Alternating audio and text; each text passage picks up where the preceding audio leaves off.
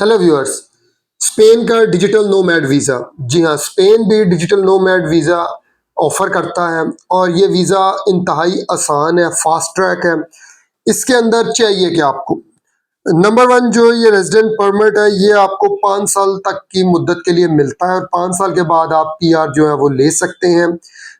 अच्छा, इसके बाद ये है कि ये नॉन ईयू सिटीजन्स के लिए है, जो कि स्पेन के अंदर रहेंगे, विद फैमिली रहेंगे। फैमिली से मुराद उनके बीवी और बच्चे शामिल हैं।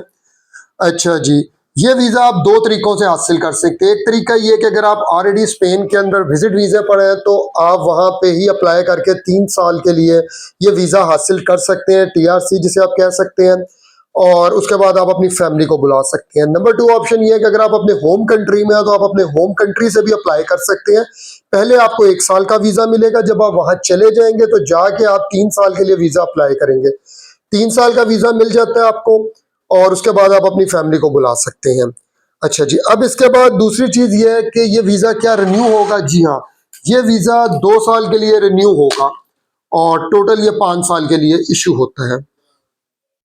अच्छा, अब आपने अगर अप्लाई करना है तो क्या ये जब आप कल को पीआर या सिटीजनशिप के लिए जाएंगे तो क्या ये टाइम कैलकुलेट होगा? जी हाँ, ये टाइम जो आप स्पेन में गुजारेंगे ये बिल्कुल कैलकुलेट होगा और इसके अगेंस्ट आपके जो 10 साल अगर पासपोर्ट के लिए चाहिए तो आप इसके हिसाब से कैलकुलेट कर लें। अच्छा जी, इसके बाद इसका जो सबसे मज़ेदार चीज़ वो ये है कि 20 डेज के अंदर फैसला आएगा। अगर 20 डेज में आपकी एप्लीकेशन पर फैसला नहीं होता तो ये ऑटोमेटिक अप्रूव्ड कंसिडर होगी। ये इसका सबसे बड़ा प्लस पॉइंट है। अच्छा, अगर खुदा न खास्ता आपकी एप्लीकेशन रिफ्यूज हो जाती है तो फिर क्या होगा? अगर आपकी एप्लीकेशन रिफ्यूज हो सकती है तो आपके पास अपील का राइट है। आप विद इन 1 मंथ, यानी अगर आज आपको आपने 1 मार्च को अगर आपको रिफ्यूजल आ गया तो 2 मार्च से लेकर आप 30 डेज इन शामिल कर लें तो इन 30 डेज के अंदर अंदर आप अपील फाइल कर सकते हैं और अपील पर भी आपका जो है फास्ट ट्रैक डिसीजन आएगा।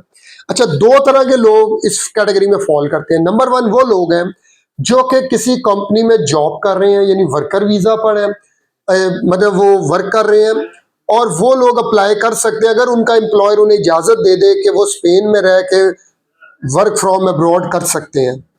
दूसरे तरह के वो लोग शामिल हैं जो सेल्फ एम्प्लॉयड है, जो कि अपना काम खुद करते हैं। अच्छा, इन दोनों सूरतों में चाहिए कि अगर कोई बंदा वर्किंग कर रहा है, एम्प्लॉय है, तो उसके पास 3 माह एटलीस्ट उसने उस कंपनी के लिए काम किया हो जहां वो काम कर रहा है। और नंबर टू, उसका 1 साल का कम से कम कॉन्ट्रैक्ट होना चाहिए उस कंपनी के साथ। अगर आप फ्रीलांस हैं तो फिर भी आपका 1 साल का कॉन्ट्रैक्ट किसी कंपनी के साथ होना चाहिए सर्विसेज प्रोवाइड करने का। अच्छा, अब इसके अंदर जो सबसे मजेदार एक चीज और है वो ये है कि आप स्पेन के अंदर रह के भी थोड़ी सी अमाउंट कमा सकते हैं, लेकिन ये amount 20% of the total amount से नहीं ज्यादा होनी चाहिए। यानी बाकी डिजिटल नोमैड वीजाज में आप उस मुल्क के अंदर इनकम नहीं कमा सकते, लेकिन स्पेन में 20% का कैप लगा दिया गया, 20% तक आप कमा सकते हैं।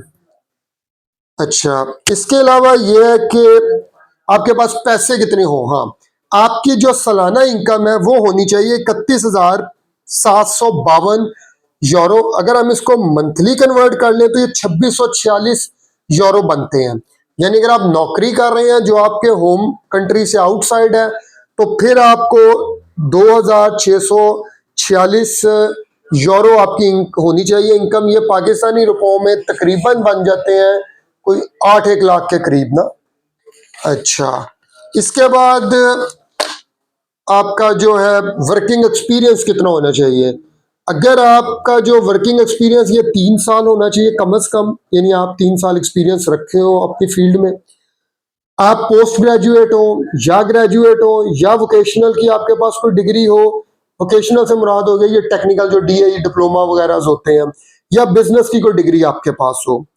क्रिमिनल रिकॉर्ड आपका नहीं होना चाहिए, या आपको स्पेन के अंदर कभी भी एंट्री प्रोहिबिटेड हो, यानी आपने कोई भी ऐसा काम किया हो कि स्पेन की गवर्नमेंट ने आपकी एंट्री को प्रोहिबिटेड कर दिया गया हो, फिर भी आप अलाउ नहीं है कि आप अप्लाई करें।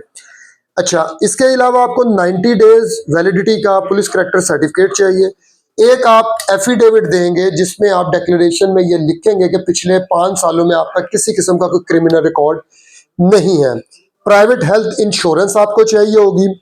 इसकी जो एप्लीकेशन है वो उसकी फीस है 73.26 यूरो, जबकि इसकी रिन्यूअल की जो फीस है वो 78.67 है यूरो में। अच्छा, जैसे मैंने कहा 20 डेज में इसका फैसला हो जाता है। आफ्टर 1 मंथ आपको टीआरसी कार्ड मिल जाते हैं, जो ही आपकी अप्रूवल हो जाती है एप्लीकेशन की, 1 मंथ के अंदर आपको टीआरसी कार्ड मिल जाता है। ये सारी इंफॉर्मेशन है स्पेन के डिजिटल नोमैड वीज़ा के हवाले से। अगर आप अप्लाई करना चाहते हैं आप हमसे रब्ता कर सकते हैं, हमारी टीम अवेलेबल है आपको गाइड करने के लिए। We are working with the good and strong law firm जो स्पेनिश है, स्पेनिश ओरिजिन की है, उसके तहत हम लोग काम करते हैं। हम किसी एजेंट के साथ काम नहीं करते, लिहाजा we are little bit expensive, क्योंकि लॉयड्स की फीसेस हाई होती हैं एज कंपेयर एजेंट्स के। तो अगर आप प्रोफेशनल तरीके से मूव करना चाहते हैं, we are more than available to support you, to facilitate you, to provide you consultancy services. You may contact us. WhatsApp number is 0315711196। अपना बहुत ख्याल रखिएगा। Thank you very much.